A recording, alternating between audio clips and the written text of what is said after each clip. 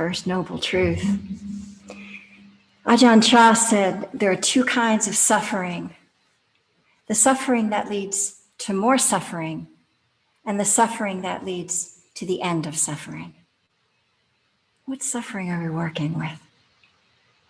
This is what we're learning to discern, actually, with emphasis on learning, really. And discernment is what we use to figure out, discern between the two of them, to tease this out. If we're sitting with knee pain, how do we know if that pain is pain that's going to lead to more pain and possibly injury or not? How do we know whether or not to move? When is it wise to move? And when is it wise to sit there and be with the pain as it is?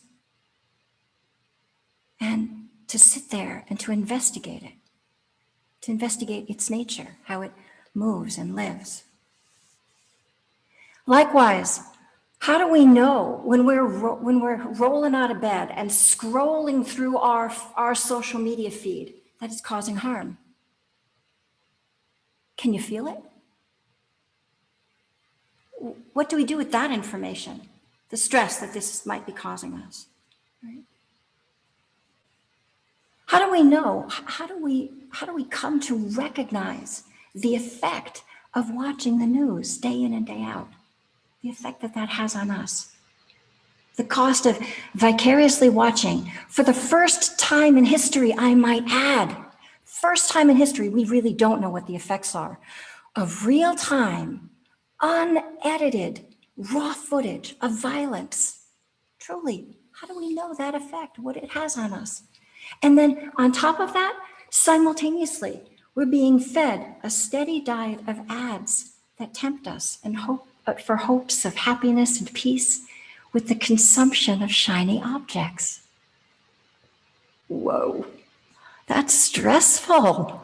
Really, like I'm already bombarding between two extremes.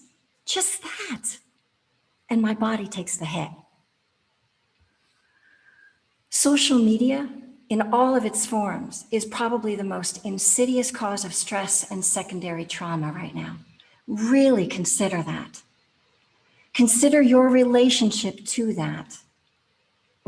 How can we begin to sense the physical, the emotional, and the mental stress, the charge, the tightness, the discomfort, the vigilance, the armoring that this causes us? How can we feel when we are at our limit, our ability to hold and to be with something in a meaningful way, right? Can we really feel that? And I'll say this, how many of you who are long-term meditators have sat with pain to the point where you really have caused injury, right? Because I can bear it, right? How wise is that, right? We have to really begin to learn these signals. This is what we are beginning to notice are the signs and the signals that tell us we have to do something different. Whether it's physical, mental, or emotional, these are the kinds of things that we want to see and to feel and to notice. This is what we're waking up to. This is what it's all about. This is the first step in the practice of mindfulness. The first invitation in the first noble truth is to begin to really see and feel suffering for ourselves. Not something abstract, not something even on the screen. Watch that screen. Then just for a moment, put that screen down and turn the attention inside and feel the effect. Feel the effect.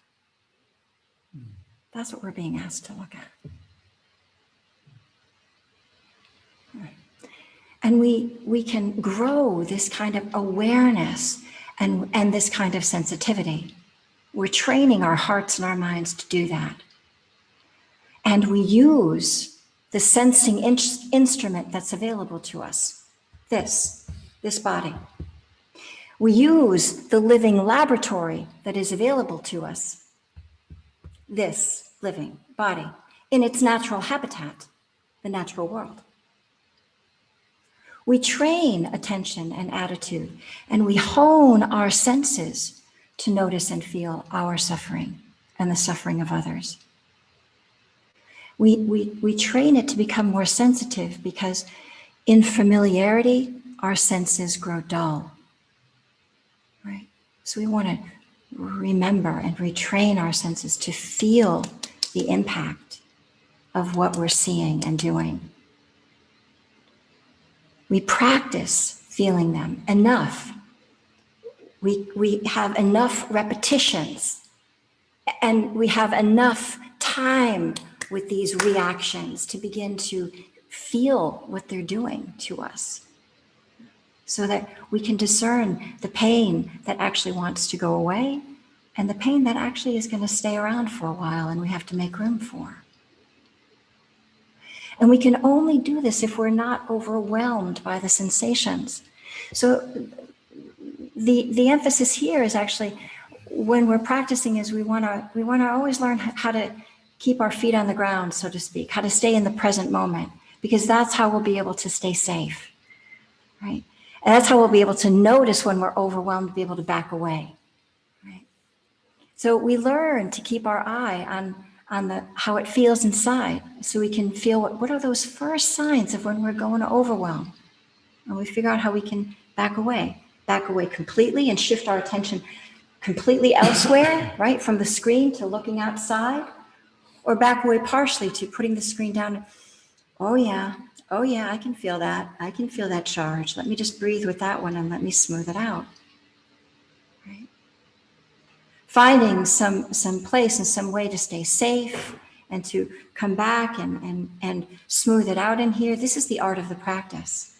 We're learning how to see suffering, how to notice it, and seeing how can we, is the suffering the kind of suffering that's going to go away on its own?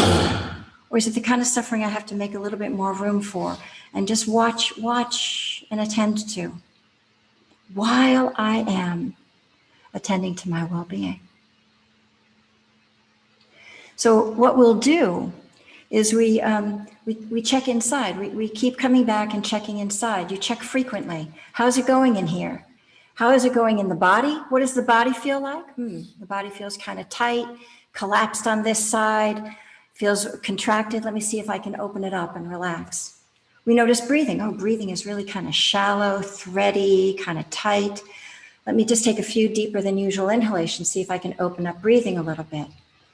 Oh, we notice that emotionally we're kind of we're fearful. We're kind of, armored up. Okay, how can I just kind of come back to that posture of friendliness and just care, like, oh, it feels tight in here.